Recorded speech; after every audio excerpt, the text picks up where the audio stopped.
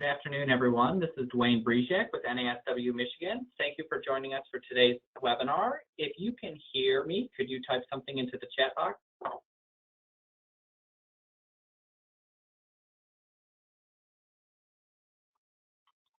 right, looks like the sound is coming through. We will get started in just a moment. We're just letting the last few folks log on and just hold tight.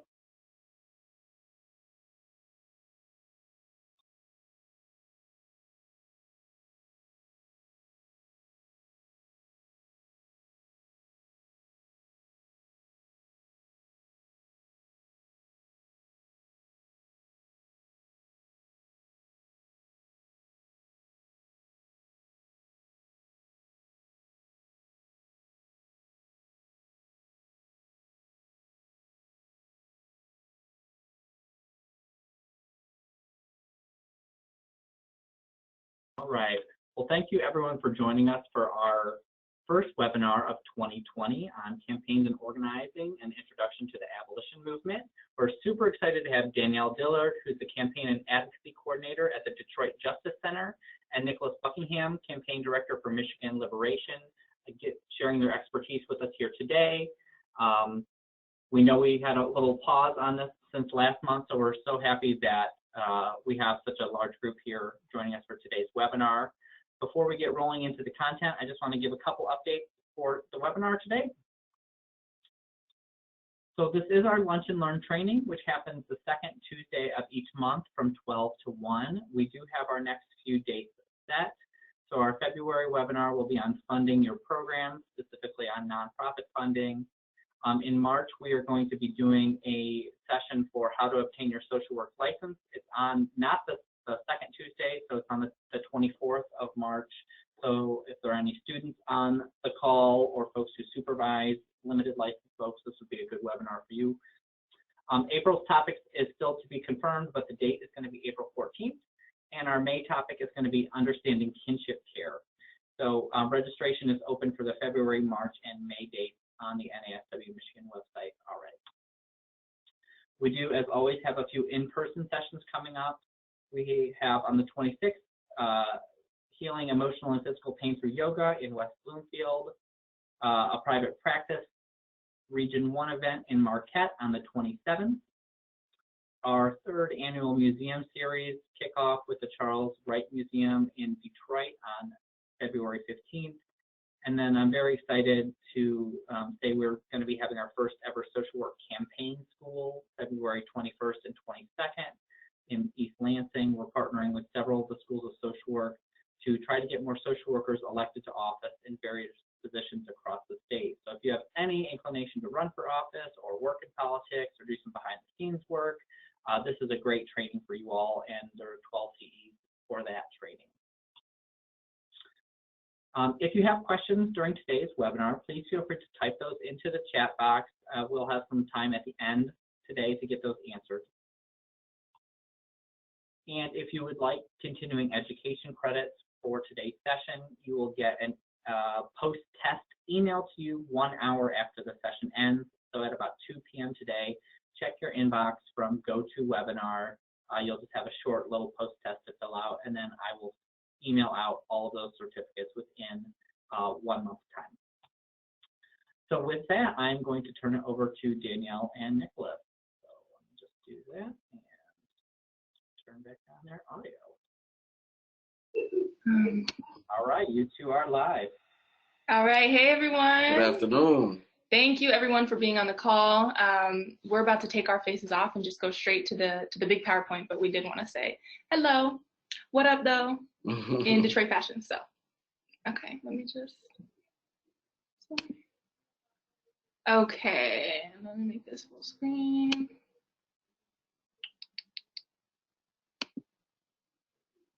Okay, so you should just be able to see my PowerPoint. Okay, so we're ready. So hi everyone, thank you so much for being on today for this cute little lunch webinar. So today we're going to talk about social justice organizing, the movement towards PIC abolition. Again, my name is Danielle. My name is Nicholas. Yes, so we're going to talk to you all a little bit today.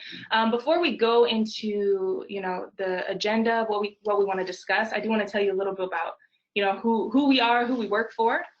So I'm the Campaigns and Advocacy Coordinator of the Detroit Justice Center. We are a nonprofit law firm located in Detroit. We're working alongside communities and organizations, grassroots organizations, to build economic opportunities, transform the justice system, and promote equitable and just cities. So we do have kind of a three-pronged approach to how we do our work. And part of it is because we are working to dismantle and create a better system than what we currently have. And to do that, we do it through this model of defense, offense, and dreaming. So in defense, that's kind of it. For those of you who are sports fans, you might think about like for soccer, for example, who's on defense. So that is the idea of dealing with the direct consequences of the system, right? So our people are currently suffering. How do we deal with that? And so we have our attorneys who actually represent people in court, and do that through the defense. And again, that's dealing with the direct consequences of the system. And then we have our offense. So that's asking the question, how do we get ahead if we can't get ahead, right? And because we're talking about the prison industrial complex, which we'll get into, we know that everything is connected, right? And so in our offense, we also have our attorneys that work alongside communities to do land trusts, co-ops, et cetera. So I'm sure a lot of you know this is happening all across the US, but it's definitely happening in Detroit as well. Gentrification, right, is happening. And so it's this question of, okay, how can we get ahead? And part of that we see is with fighting for our people and making sure everyone has housing, for example, right? How are we doing with jobs, et cetera? So that's offense. And then there's the dreaming aspect. So not only are we wanting to, dismantle a system, but also we have to build something better.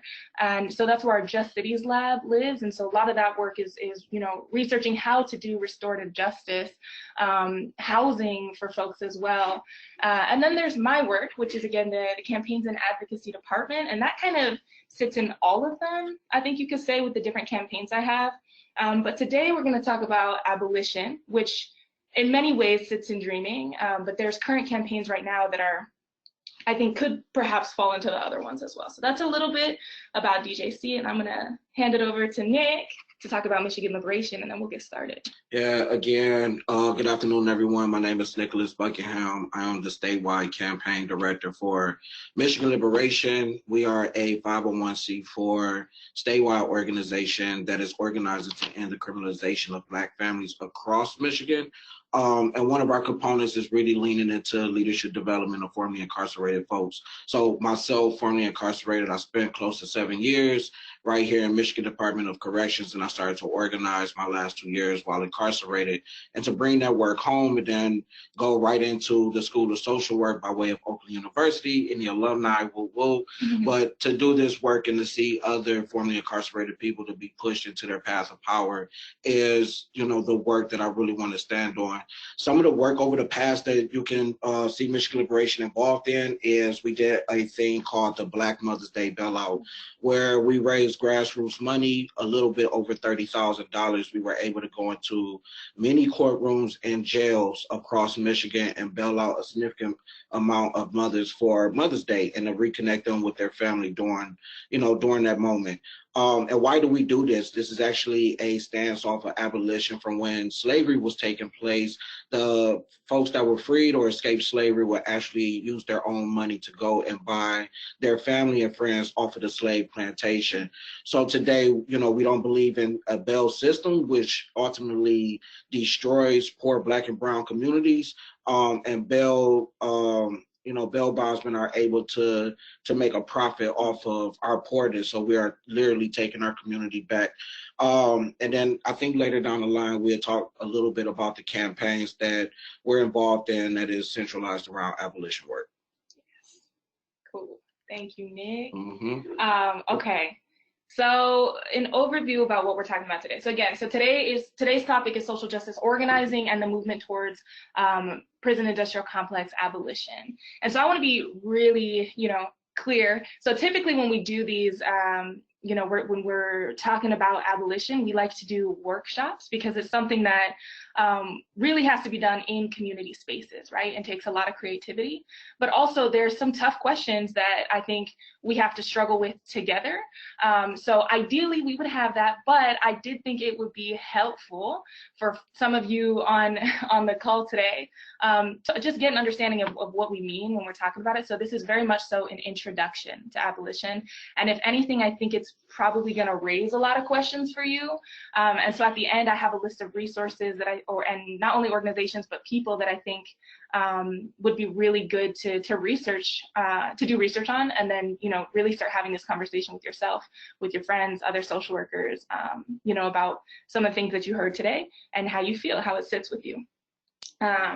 But okay, so in terms of the agenda, so that was the cute little introduction. So we're first going to start off with PIC abolition. So that's the what's, the whys, the hows.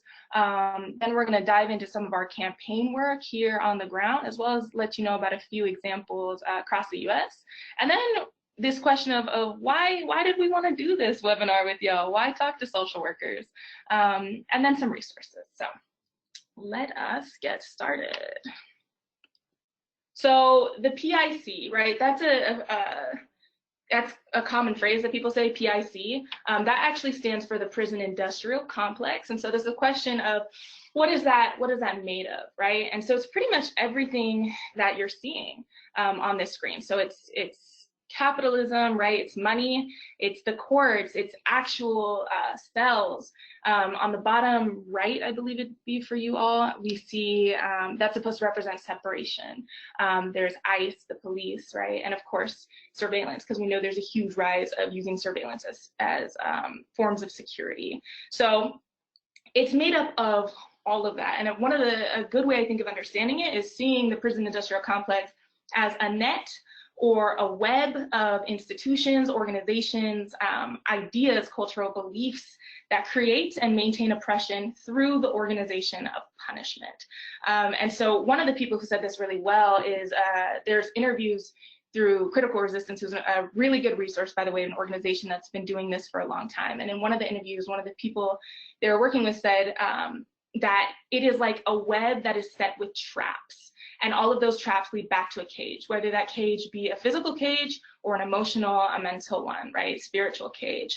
And it all has to do with punishment. So it's the rules, the policies, and the institutions that benefit on the suffering of those people who are put into cages, right? And one thing that I like about looking at the prison industrial complex as an entity, as a whole, is that it's very ambitious, right? It's looking at how all of the different systems are at play together and how they're all interconnected. So when we're talking about PIC, we have to be also talking about how the PIC comes into play with gender, with sexuality, right? With race, with class, with ability, etc. And so that's all super, super important when we're talking about that. And again, seeing that nothing is disconnected, rather all systems are connected. The other thing I think that's really important to lift up when we're talking about the prison industrial complex is seeing it as a tool of the state to control people and to not only have control, but also power. So we have to be looking at, again, who are the groups who are being affected by this? What is the history of this? And what are the outcomes of being affected by the prison industrial complex? And seeing that, you know, it's a tool by the state that is used to claim that, used by the state to say that it is the one who creates safety for people, and we're pretty much challenging that concept that only the state creates safety. So that's kind of what prison industrial complex is. And so next, I think I want to just talk about abolition, because I think it's kind of a big topic, one might say. And so I think thinking about my own journey with abolition when it was introduced to me, the first thing I thought of was like, well, what are they talking about abolition? Because there's so many different abolition movements, right? And so I want to take just maybe 1 or 2 minutes to let y'all think to yourselves about some abolition movements in history. So when I say the word abolition, what are some of the things that come to mind right away? And then, so I'm going to give you like 1 to 2 minutes to think about that, and then we'll continue.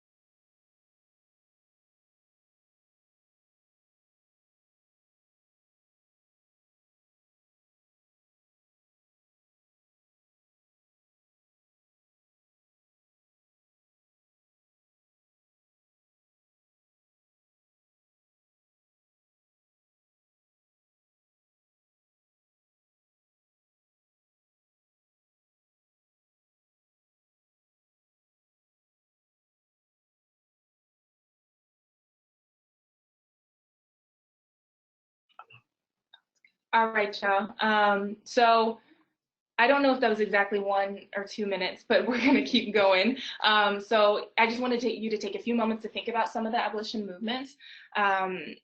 Oops, 1 second. And for a few reasons, right? One, because I think when we talk about abolition, it seems like this just huge thing that can never be accomplished, and it's intimidating. And that's not to say it's not intimidating. It is intimidating, right? But it is doable. And so that's one reason. So I have here just some pictures, right, of like in the upper left, we have the apartheid, right, in South Africa, the abolition of slavery, that's huge. Trying to get rid of alcohol, the prohibition, you know, child labor, the movement to abolish the death penalty. So there's a lot of different movements, and a lot of these, you know, that we are still working on till this day. A lot of them have not ended, but might have shifted in its form. But that's just to give you an example that like this is stuff that has been working on for a long time. It's not coming out of nowhere. And then the other reason though is because a lot of times, especially I think in the US, when we talk about abolition, what comes up is the movement to end slavery in the United States. And I think that's really important in naming, because a lot of folks who are abolitionists, and as Nick said, are doing this in the name of Black freedom, right? And so this is a movement that is being led by Black folks for Black freedom, for Black liberation, knowing that knowing and looking at the history of slavery in the United States, and seeing how that shifted to Black folks being completely overrepresented in the criminal punishment system. And yeah, so I don't know if you want to add to that. Yeah, because I know, like when we speak about abolition, oftentimes when we're talking about the abolition of prison industrial complexes, the first thing that comes to folks' mind is that we're working to shut down prisons and let loose everybody that's in there right now. And that's not the case. That is like total anarchy if that was to happen right now.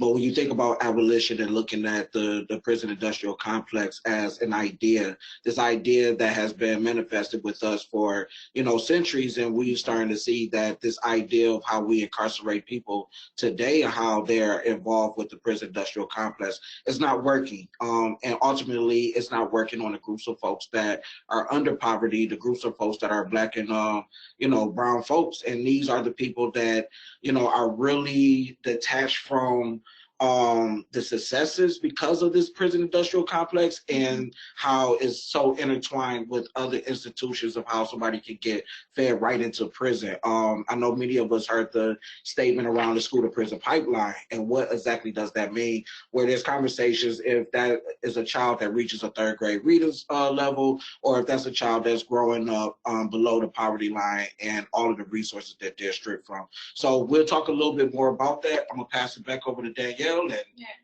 yeah. Thank you. Yeah, and so I would just, you know, again, lift up, like, a lot of things seems impossible until they happen. And so we try and remain very hopeful that this is doable, and we're going to fight for that. But again, you know, lifting up that a lot of this is done in the name of Black liberation and the continuing movement that our ancestors fought for. So, all right. So I'm gonna put it together. We talked about PIC, we talked about abolition and some other abolition movements briefly, but now what are we talking about when we're saying prison industrial complex abolition? Because it's a little bit more complicated. So again, we know that the PIC, like we just discussed, is a huge net and web of cultures, of institutions, ideas, et cetera, coming together and holding power and control, right? And so when we're talking about PIC, as Nick said, we are not just talking about dismantling an entire system. That is definitely half of it, right? But the other end of it is imagining and creating, which is a really beautiful and exciting thing that we get to do together. So when we're talking about going back to dismantling, right, we're talking about eliminating cages. And I really like this photo because you can see actual like physical cages, right, physical cells. But it's also very complex. And I feel like it also captures, at least to me, what is outside of the physical cage. And so we have to look at cages beyond walls, because we know that PIC abolition is also, or PIC, excuse me, the prison industrial complex is completely intertwined with white supremacy, with patriarchy, with heterosexism, etc. So when we're talking about PIC abolition, we're not only talking about the physical cages, the surveillance, the police, but we're also talking about like our ideas and really having to reshape what we think safety means and what we think justice means as well, how we treat one another, how we're in community with one another. And it's also asking questions, I think, in this dismantling stage of how are certain groups affected by the PIC? How are certain groups over-policed? Why are they over-policed? Who is it, right? What are the power structures? What are the power systems that are at play in the PIC? You know, and then even questions like, and I think if we were in a workshop, we would actually work through some of these questions together. So I'll just raise them for you all to be thinking of. But questions like, how do you understand crime? Who commits a crime? What does the media tell you about a crime, about who commits a crime? So these are things that this is asking. And then again, this is just to give an example. So we're talking about all of this, very ambitious. But there are campaigns that are being worked on right now, and the organizing around this is really also trying to get at that cultural consciousness and the political education as well. But then there's that second part of visioning, of building, of creating. That's probably my favorite part, just because it is exciting, but also challenging. And so again, it's going back to asking this question of what is safety? And to do that, like, we have to be in community asking our folks that. What is safety? What does it feel like? What does it sound like, right? What does it feel to be unsafe? What is justice? What is healing? Can all of those be seen together, right? Can safety be a part of healing? Can it be a part, or what is the connection between safety and freedom as well? But also this big question of how do we still hold people accountable? So I think Nick said it really well. A lot of people are under the impression that when we talk about abolition, we're not talking about holding people accountable. We're just saying, oh, well, whatever, it is what it is. And that's not true, because abolitionists are actually very so much of our work is about safety and wanting to create safer spaces, but also wanting to hold people accountable. And so it's asking, how do we do that in a way that is not so reliant on a system that is oppressive, on a system that is racist, right? And then how do we get there? And so a lot of that in the organizing spaces is going into community, being in community, and asking these questions and doing workshops and getting through the hard questions together, but also imagining together. I think for me, it's oftentimes very fun to work with youth because their imaginations are so big. And so much of this part is also, well, actually more so in the dismantling, is also dismantling our own minds and how we understand all of this and how we react to these situations as well. Because I think since you're a kid, you're taught that this is what is and there's no other way. And we're saying, actually, there is another way. We just gotta work together to get there. Yeah, and one of our, what we often keep in our playbook as abolitionists or organizers that organize through the lens of abolition is restorative justice. And I know this is a term that is constantly growing and being redefined the more that it is being used. But when we look at communities of harm and understand that, hurt people, and the way that we think of punishment is not often a way to help that person. So just some quick numbers, like when we think about the incarcerated population, there's less than 5% of that population that will be incarcerated for life. So that means 95% of that population will be returning home back to your community. And without the component of restorative justice, without the component of healing and having therapeutic measures, when we think about what's happening inside of our prisons, what are we allowing folks to come back into our community with? What have they been stripped from, and what resources will they need to actually be productive and successful in life? So when we talk about safety, we keep restorative justice at the front. When we talk about healing and understand, that many of us have generational harm, generational trauma, and that healing has to be something that's deep rooted in love and also in community. And we see a lot of populations, many of social workers that are working with populations that are marginalized. For example, folks that suffer from substance abuse. we believe that, you know, if you're suffering from substance abuse, you can't find that healing in a jail cell.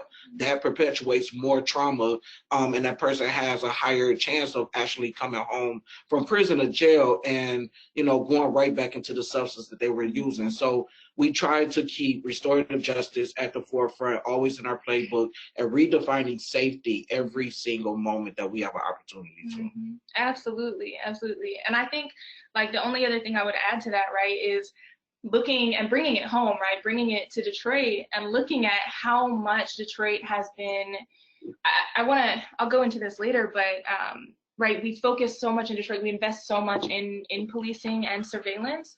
Meanwhile, like, we have such high rates of people who are being kicked out of their homes for unconstitutional tax foreclosures, right, don't have access to clean water, you know, can't find jobs. And so a lot of times, actually, when we have these conversations, people are like, when you don't have the basic necessities, it's really hard to be safe, right? And so what would it look like for us to have those basic necessities and to get to some of the core roots of, you know, what can create violence, what can create harm as well. So moving on. How? So there's a ton of ways to answer the how, and so these are the things that were just popping up in my mind as I was going through this. And I'm going to do the first one last, actually. But the first one the second one is organizing, right? That's huge, and part of that organizing, I think the other two fall into that, is the cultural change. It's the collective consciousness, the political education, whether it be through workshops, events, one-on-ones, right? It's also the policy change. So people come together when they realize how we are all affected by these systems, and then create policy change. It's budget changes, right? And through that, we're building community and building trust. And then the next one, right, being creative. We have to be really creative and think outside the box, and so much more. And then the more technical term that I'll put up here is the non-reformist reform. So also, you know, a lot of times people think that abolitionists, that we have this hope that the entire criminal punishment system and all the prison industrial complex is just gonna, in the snap of a finger overnight, be gone. And that's not realistic, and we know that. And so that being said, we are not opposed to reforms. What we are in favor of are non-reformist reforms. And so that is essentially a framework to understand what we do support to get to the goal and what we are not willing to support in order to get to the goal. And so part of this is seeing kind of the difference between reform and non-reformist reform. And so a reform might be defined as changing something for the better, right, to improve the political conditions without real revolutionary change. So essentially you're changing the system to improve it, to make it better. But we're recognizing that the system was made like this. And so we're saying, no, we're not going to make the system better. What we want to do is have any types of reforms that actually go towards our goal of making it obsolete and creating something different. Without strengthening the PIC, essentially, or strengthening the power so that they can, again, target those who are affected by the PIC. So there's that.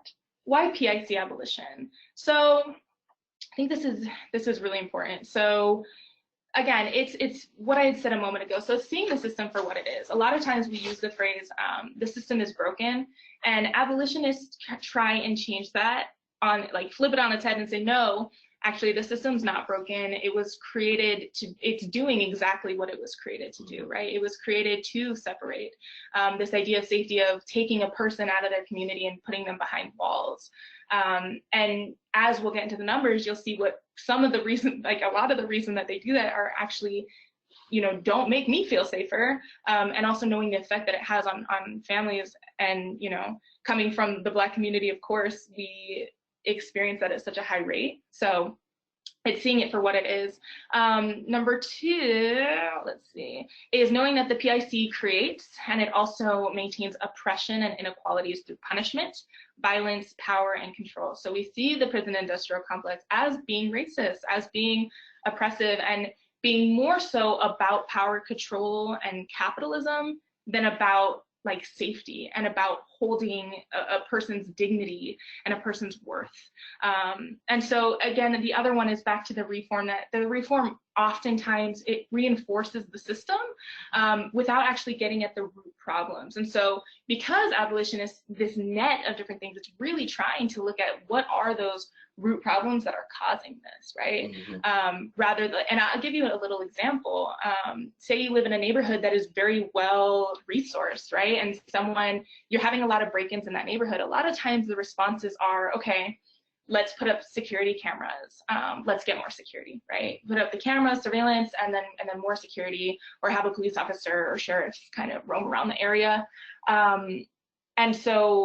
And that's the answer. So we're putting more money into the reactive system, right? And then say that person is detained and ends up going to jail. Now we just take in one person away and put them in jail, but that we know is not actually solving the problem. So abolition is trying to say, all right, well, why is this person coming to this neighborhood and breaking in, right? What do they need? Now, how can we make sure that they have what they need? And so that's kind of some of the questions that it's being asked. Yeah, and another way to kind of think about that is, you know, we kind of operate, when I say we, I mean as a generalized people, we kind of operate under the sense of being tough on crime. And then we come to this realization that, you know, for example, if somebody commits armed robbery in your neighborhood, we'll lock up that one person, but the armed robbery will continue to happen, right? So how can we think of or be creative in thinking of ways like policies that we could create or community adventures that we can create that can reduce the amount of violence that is happening, so that these folks can be connected with something that can potentially like grow into economic, you know, development. And we see like with crime, there's this huge thing with, like, you know, a lot of the crime is connected to one, poverty. Why do we have a lot of crime in our community? Is because people are stripped of opportunities to be, you know, successful, lack of jobs, lack of education. But then there's this other component around mental health.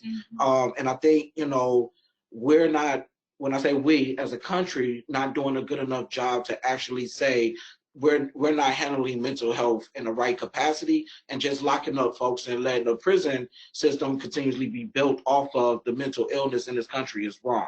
And we, you know, as abolitionists, we think of ways to be really creative in the community so that we can address that and start to bring the numbers down within our incarcerated systems, and people won't be harmed because of these notions around lack of education or no employment or mental health. These things can be addressed.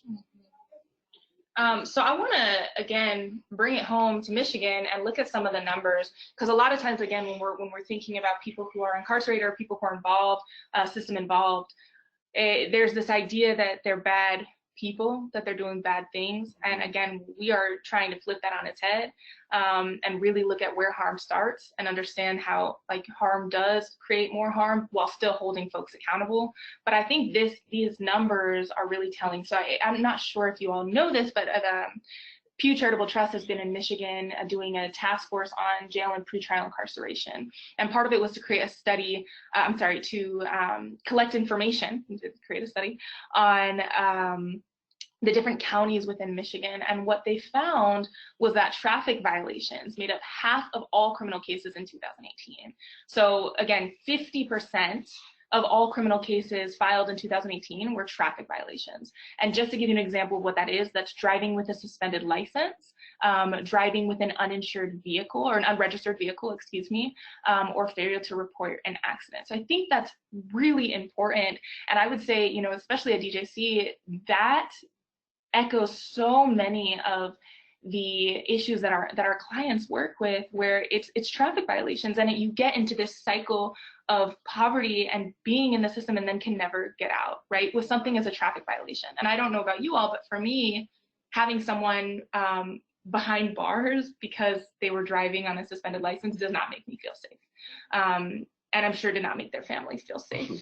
And so, or our community. And so these are the things that we have to be looking at.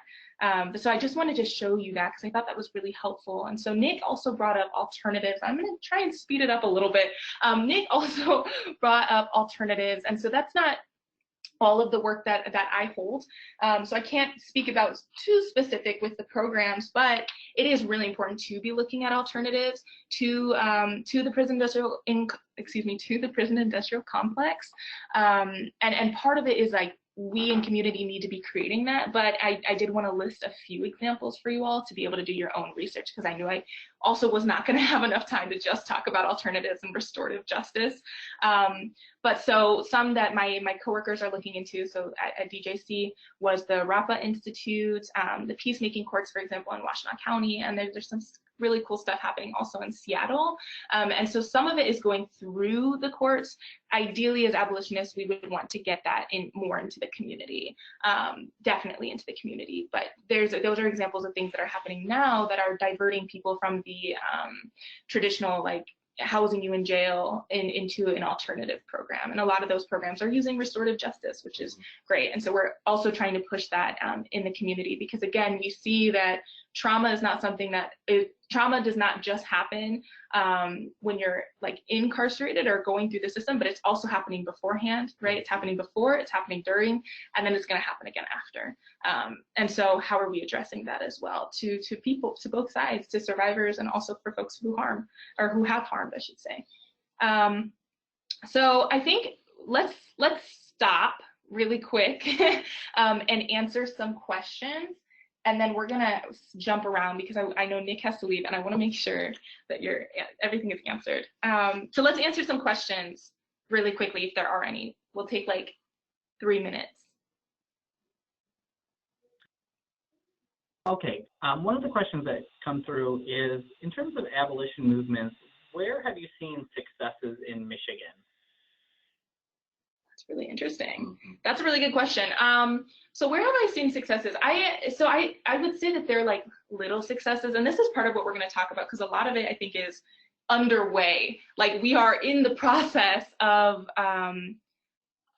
there's a lot of campaigns that are happening right now that we're in the process of, and so yeah, I would say it's in construction. Well, I could say when we think about abolition in Michigan, it is this concept of like constantly being built, but there have been these smaller campaigns that have like kind of tested the water. So with the Black Mother's Day bailout, which we're looking to have like the second iteration of this Black Mother's Day bailout this year, but it was actually a huge success, not just for the organization, but for the coalition and for many of the advocates and other folks that was working on that campaign to actually see how the bailout worked. And those folks that we bailed out, we also are working with them to, help them through their lives and to be more productive through their lives. So there's campaigns that are happening right now that we'll jump into just in a second that we can talk a little bit about and folks to get involved in. I think that's really good.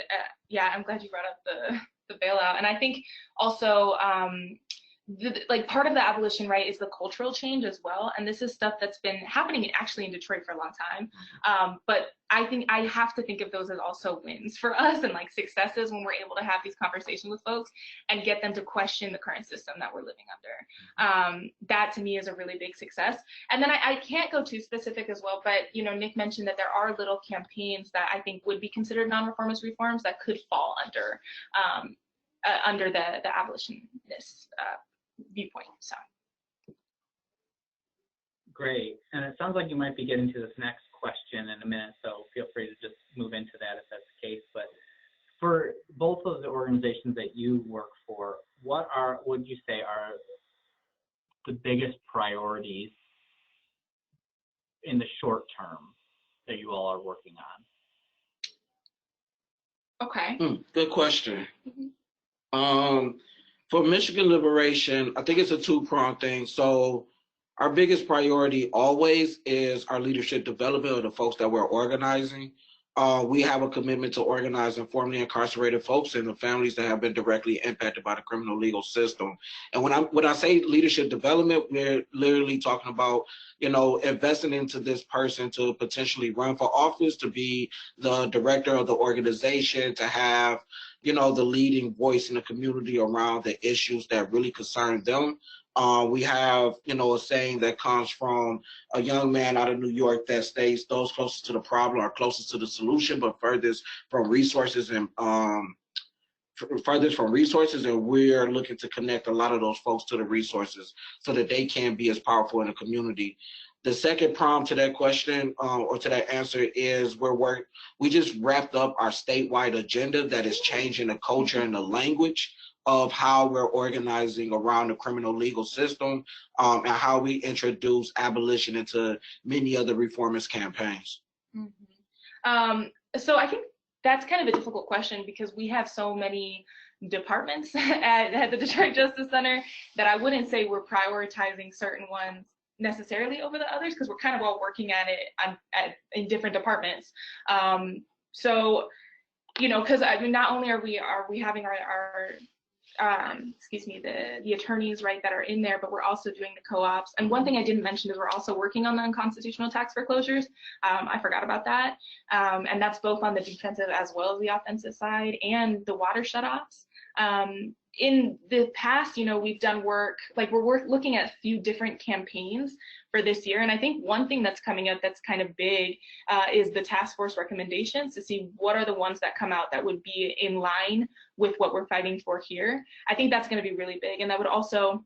You want to say a little bit about the task force? What is that? Yeah, so I mentioned it earlier, but it's the, so it was created with the Lieutenant Governor and was signed in by Gretchen Whitmer, to the governor, with Pew Charitable Trust, essentially do a study and then create a group of about 21 people or so to come up with recommendations that would be this year put into, or to recommend for legislation this year. And so they actually voted on it, and today it's being released for those of you who are interested in that.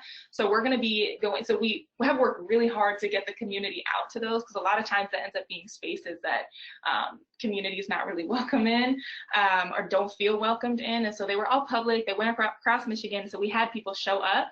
And so I think it's going to be a bill package that we know of, and we're really going to be looking at which of those are really strong, which of those do we really need to push, and which of them do we need to say, like, nah, that's not it, that doesn't go far enough, and we're going to fight for that. So I think that's a big one. You know, we're also looking at some other things, but yeah, so that's kind of hard for me to answer because we're all doing it at the same time, but I do appreciate the question. No, thank you. And then the last question is, there's two that kind of go together around the safety and policing issues. So one time it was, the theme of safety is fascinating, particularly in regards to what you shared about traffic violations leading to imprisonment. Also reading that more than half the people in jail in Wayne County are there for pretrial is infuriating. How have you all noticed that we can best support raising consciousness in our communities? And do you work with local police and courts to educate them on incarceration issues? If I could just say, first of all, that question warms my heart about how whoever said that, who's interested in raising awareness. That's beautiful. So the first one you said is how. I would say having these conversations with your friends and family, which is hard, because I myself have been in the room with some of my own friends and family that I'm like, oh, okay, we're not on the same page, let's talk about it. But like having those conversations, being brave, and then coming out to events and supporting the grassroots organizations like Michigan Liberation that are on the ground doing the work, right?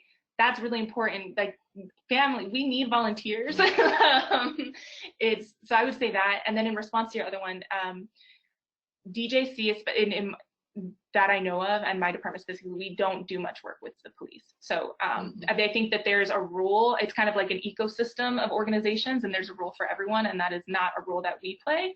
But there are some orgs that do. And I can speak towards that. In regards to like how do we raise the conscious awareness. So one of the things that organizers love to burn themselves out doing is a ton of listening sessions and one-on-ones, you know, just building a relationship on a one-on-one basis, but having community listening sessions where folks from the community can come in and the organizers are just there to listen of what's going on and push these folks to like really run their own campaign around the issues that they have. And you know, a lot of our listening sessions are centered around healing. There's a huge healing component that starts off with a lot of our community meetings, and this often brings people back into the room a second and third time to feel that comfortable to talk about, the issues that they're concerned about, and then also just raising that consciousness around how these different systems are impacting their lives. And then the second question was, do we work with community officers? So that is like in the game book of like abolitionists, we try to think of ways that we do not have to involve the community police. However, there are efforts that, we're working with several groups that are involved with having community police officers and how they respond to their community a little bit different. So a quick example, I do some work with a church on the east side of Detroit called the Church of the Messiah. We have our own community police officer, and one day one of the church members, her car was stolen from in front of her house.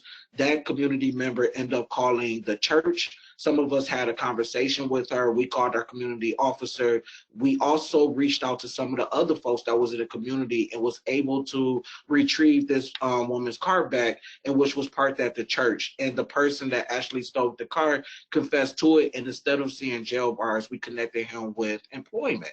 And this has been a little over a year and a half, and this person has been, really successful in this job. And so we see, this economic disadvantage for many of the folks that if we can answer that one question, of course, we can't get everybody jobs, and we know getting jobs is not what's going to like stop the poverty or stop crime that's happening in the community, but it's the way our police officers responded to this one individual, and instead of locking them up, we were able to connect them with the resources. So some of us kind of do the work with community officers and changing the culture of how community police should show up, and other abolitionists are looking for ways that we do not have to involve our community police, but actually use the community when situations like this come up. Yeah, and I think one thing to add to that, and then we're going to keep going because we have more to get through, is also like, I'm hearing two things, right? Like a lot of times there's this conversation of the police, and then there's the conversation of community police, and those can be seen as two different things. So sometimes it's like, oh, well, we want to go away with the police and let's have community police, right?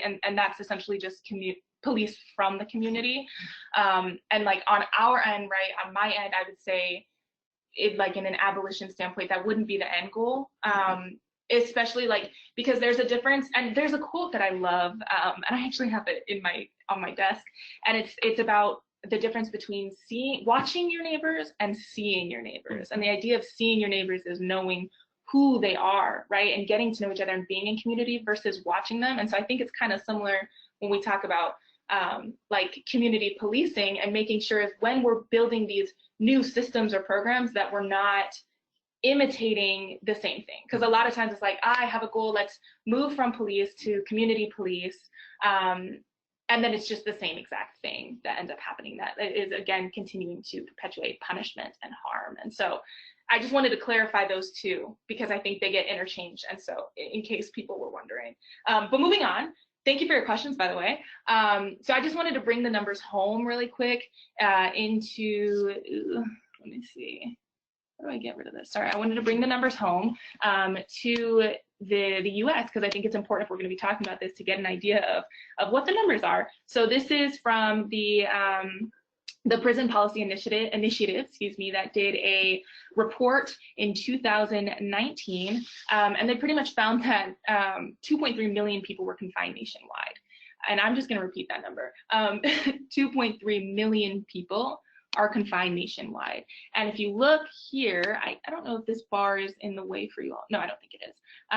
If you look here, you'll see that this is the amount of people who are in the state prisons versus the local jails, the federal ones, and they break it down even more. But something I think is important to pay attention to is that in the local jails, 462,000 people are there and have not been convicted of a crime. So they're there pre-trial, which is a pretty astonishing number. And then we keep talking about how the system is racist, right? So I want to show these. So this is also from the Prison Policy Initiative. This is from the census in 2010. And so because a new census is coming out, I'm sure this is going to change. Or I'm thinking it's going to change. I'm hopeful that it will change. But I just want to give you all a look at some of the numbers. So you can see that 64% of the US population is white compared to the 39% that are actually part of the correctional population. On the opposite end, you see Black people being overrepresented, 13% in the US population in 2010 again, and then 40% in the correctional population. So, you know, if there was any doubt that the system was racist, there's the numbers as well. But we also know that experience is just as valid. Yep, and to bring it home, just to show some of those numbers and how folks are impacted right here in Michigan.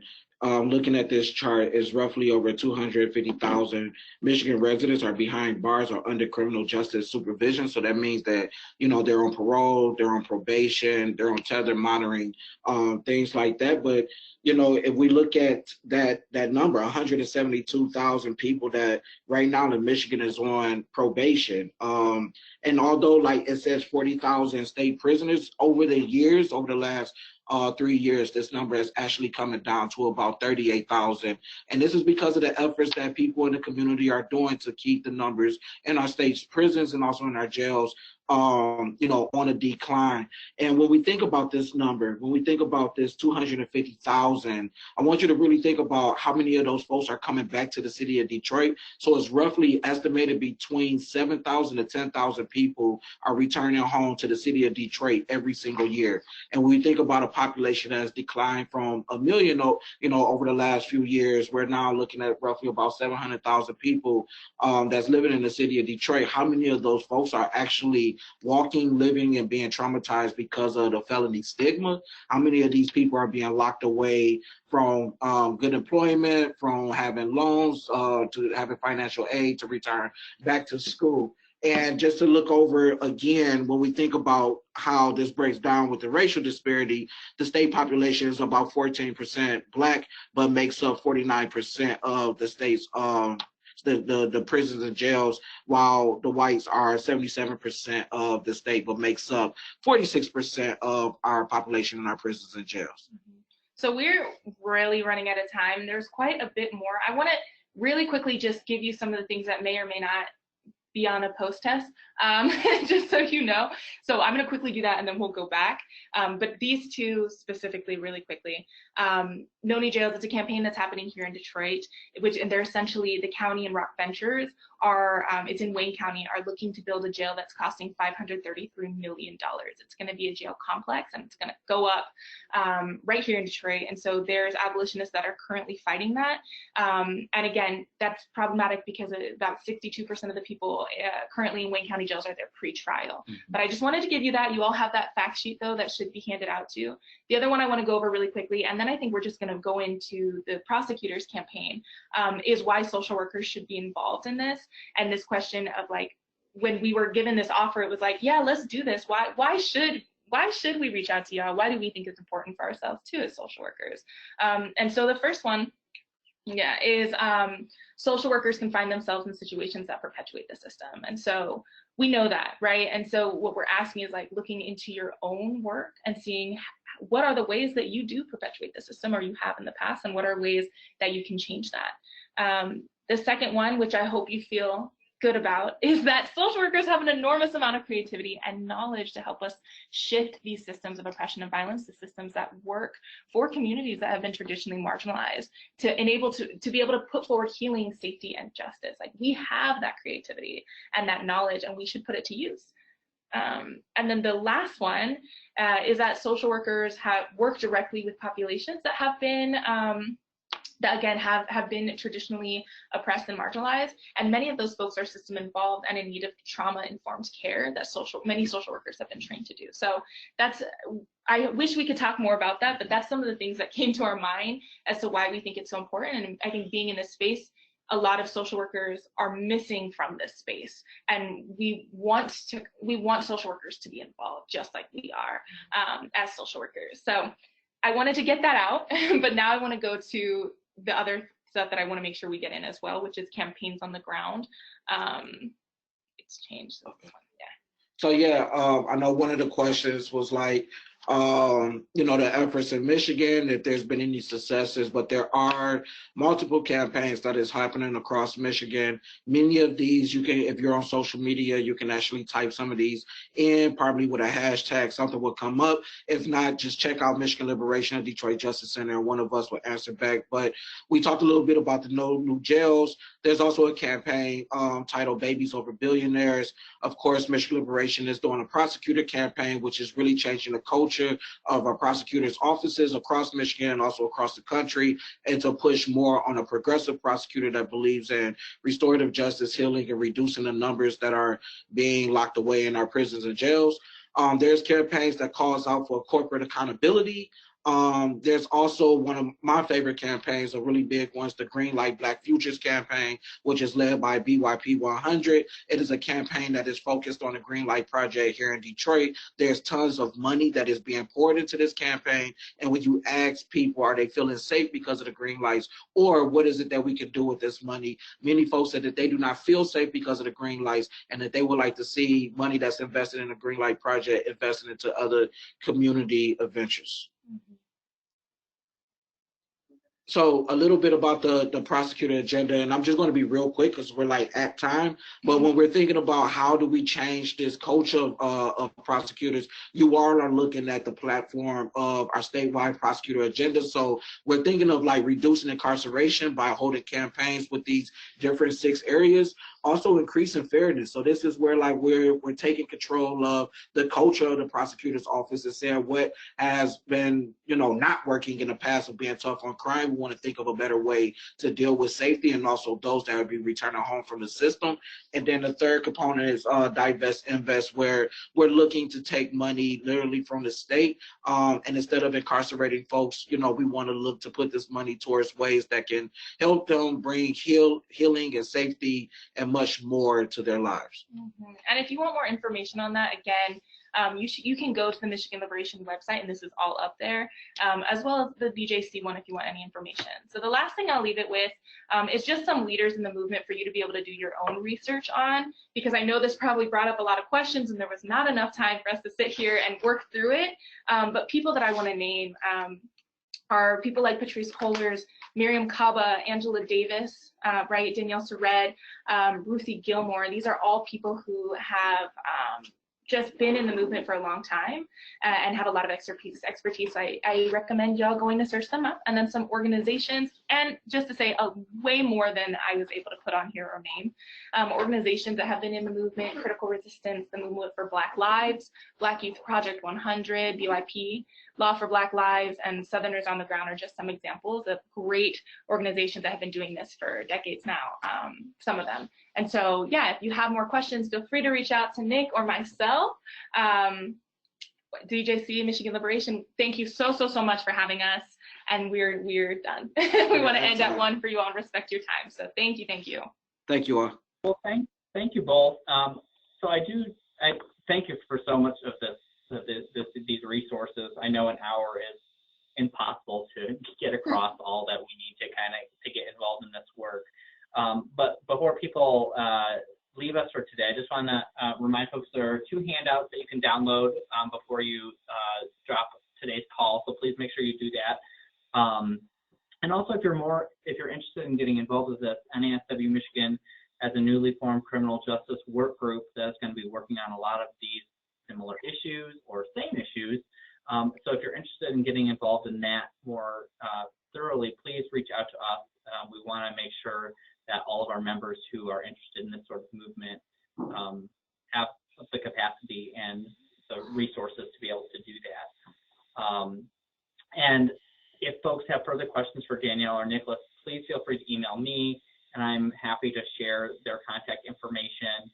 And it feels like we could do a part 2 to this, so maybe that's a discussion that I'll have with Danielle and Nicholas after this, but I know that they have both been very gracious and done some other work with NASW, both at LEAD and some of our conferences in the past, so I know that they are no stranger to social workers and us as an organization. So I want to thank them again for their time today, their work on this very important issue. And if folks have further questions after today, please feel free to reach out to me. Yay, so thank you all for joining us today. Thank you.